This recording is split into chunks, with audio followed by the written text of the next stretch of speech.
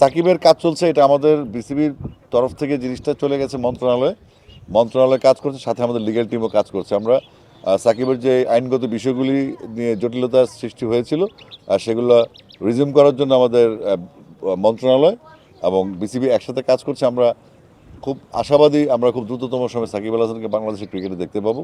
আপনার মতো সাকিব ভাইয়ানদের মতো সারা বাংলাদেশের মতো আমরা অপেক্ষা করছি। তো এটা একটা আন্তর্জাতিক স্টেডিয়াম বলা হয়, যেটাতে গ্যালারি নেই। তো আমরা বেশ কিছুদিন আগে দেখেছি ক্রীড়া মন্ত্রণালয় একটা প্রজেকশন নিয়েছে এটা আন্তর্জাতিক স্টেডিয়াম করার জন্য, যেখানে অ্যামিউজমেন্ট পার্ক সহ 5 স্টার হোটেল ফ্যাসিলিটি সহ একটা আন্তর্জাতিক স্টেডিয়ামের অবয়ব দেওয়া হবে এখানে। তো এখানে ইন্টারন্যাশনাল ম্যাচ খেলার জন্য গ্যালারি লাগে, অনেক ফ্যাসিলিটিস লাগে, যেটা এই মুহূর্তে আমার মনে হচ্ছে ইন্টারন্যাশনাল ম্যাচের মধ্যে শুধুমাত্র এজ লেভেলে খেলাগুলো হচ্ছে এবং নারী ক্রিকেটটা হচ্ছে এখানে। তো কক্সবাজারে আপনি দেখেছেন এখানে একটা মাঠ, ওইখানে একটা মাঠ সহ লোকাল ক্রিকেট ডেভেলপমেন্টের জন্য আমাদের প্ল্যানিং আছে, যে কারণে আমরা মাঝখানে মাঠটা এবং এসে মাঠ ডেভেলপের চিন্তা করছি এবং এটা অনেকদিন ধরে হচ্ছে।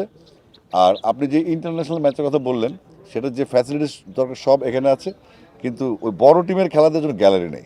তো এটা নিয়ে যেহেতু গ্যালারি ইস্যুটা আমাদের না, এটা হচ্ছে ক্রীড়া মন্ত্রণালয়ের আন্ডারে এনএসসি, ন্যাশনাল স্পোর্টস কাউন্সিলের।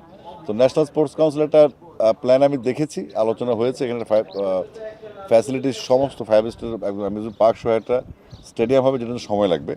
সব মশার বিরুদ্ধে সুরক্ষা দিতে এলো বসুন্ধরা এক্সট্রিম অ্যারোসল, মশার বিরুদ্ধে এক্সট্রিম সুরক্ষা। তো তার মধ্যে আমরা ইন্টারন্যাশনাল ম্যাচ যেগুলো মেয়েদের এজ লেভেলে সেখানে হচ্ছে এগুলো। তো আমার মনে হচ্ছে সবচেয়ে বড় ভূমিকা হচ্ছে কক্সবাজার কিন্তু নিয়মিত খেলা হচ্ছে, কিন্তু ফোকাসটা হচ্ছে না। এখানকার যারা আপনারা মিডিয়া কর্মী আছেন, এখানে আমি কয়েকদিন আগে দেখলাম কাউন্সিলের কাপ হচ্ছে, কয়েকদিন আগে মেয়েদের পাকিস্তান সফর ছিল এখানে, অর্থাৎ কোনো না কোনোভাবে টুর্নামেন্ট কক্সবাজার হচ্ছে, বাট এই ফোকাসটা বাংলাদেশ যাচ্ছে না। যে এই ফোকাসটা করার দায়িত্ব আপনাদের।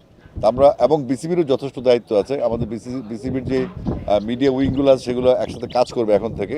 তো আমরা আশা করছি, যেহেতু একটা অ্যাক্টিভ বডি এখন কাজ করছে, কক্সবাজারকে প্ল্যান করে আমরা অনেক পরিকল্পনা নিয়েছি কক্সবাজারকে সামনে রেখে। ইনশাল্লাহ আপনারা দ্রুততম সময়ে কক্সবাজারের খেলাধুলার আউটপুটগুলো দেখে থাকবেন ইনশাল্লাহ।